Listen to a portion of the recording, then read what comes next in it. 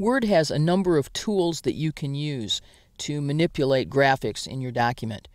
You can resize, crop, and position photographs, and resize and position all other kinds of graphics relative to the margins or relative to the page. We're going to begin with this document that we created earlier in this chapter. It has 2 photos and a shape and 2 pieces of clip art, and we'll be using those to see how we can use the tools that appear when we select any graphic in Microsoft Word. So with this photo selected, the Picture Tools Format tab is available, and we'll be looking at the commands in the Arrange and Size categories. So first, I'd like to turn this picture so it's not laying on its side. This is a tree, here's the ground, here's the tree, and if it's a little hard to see, it's not your eyes, it's the document. This is a photo that we need to retouch. We have to use this photo, but we'll be retouching it later in this chapter. But we already know that it's too large and laying on its side. So first, let's take care of the size of the photo. We'd like it to be a little bit smaller. We have a couple of choices of how to do that. First, when a photo is selected, or any graphic object, it has handles that appear on the corners and the sides. The handles on the corners are round, and when I use this handle to drag, I'm shrinking both the horizontal and the vertical dimension of this photo. Its aspect ratio, the ratio between height and width, is being held constant by Word. So I'm going to release the mouse button, and I can notice here in the size box that I sized that down to about 5 inches by about 3 inches. If I had used one of the square handles, I'm actually distorting the image, and that's probably not what I want to do. So I'm going to choose Undo to undo that. I can also size the image very precisely. For example, I know I want this image, when it is done, to be 3 inches wide in my placement. So here's my width, and I'm simply going to choose 3 inches. And when I click, you'll notice that Microsoft Word has automatically resized that image to 3 inches wide. Now I want to turn this tree so it's straight up.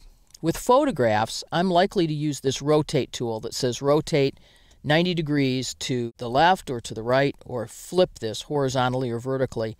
This is a really good way to rotate an image that's a photograph, because the odds are that the reason that this is off by 90 degrees is that the person who took the picture turned the camera 90 degrees to capture a portrait or landscape view of an image. So that worked really well. But I can also freely rotate this image. I can grab this green handle, the rotate handle, and I can turn this to any dimension that I want, so that I can have a photo that's not really in line with the text in my document.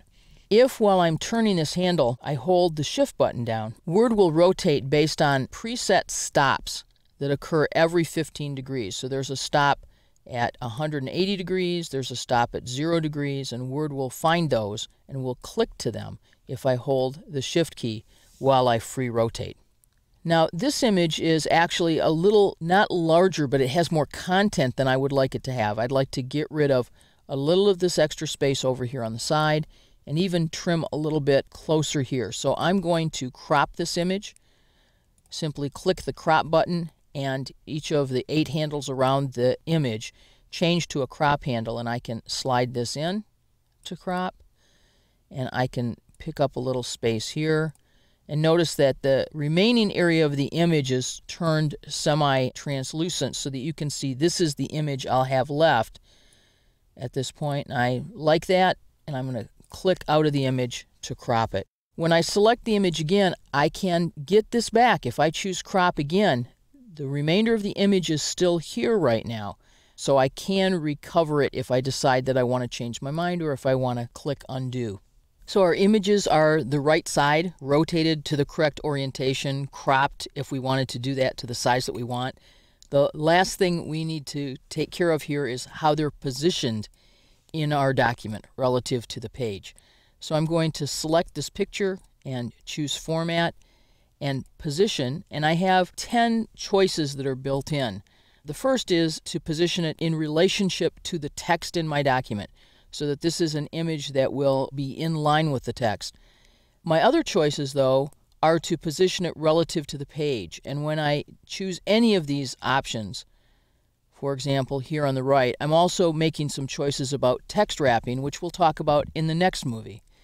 I can also choose more layout options and be very specific in terms of how I want my object placed, in terms of an absolute position or an absolute horizontal and vertical, or to move the object with the text.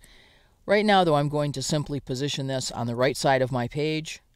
I'm going to choose my next image. Now, doing that and resizing the image made some more room, but I actually want this other image of the olives to appear on the next page. So I'm going to drop it here, someplace on the page, and choose upper right corner of the page. We'll be dealing with these two graphics later because they're related to the surrounding text. And finally, I can take this image and say I'd like it to appear on the next page. And we'll drop it down here, and we'll choose to position that in the upper left corner. With words cropping and rotating, sizing, and positioning tools, you can choose how much of an image you want. You can choose to rotate an image in a particular direction, and you can position images precisely relative to the pages in your document.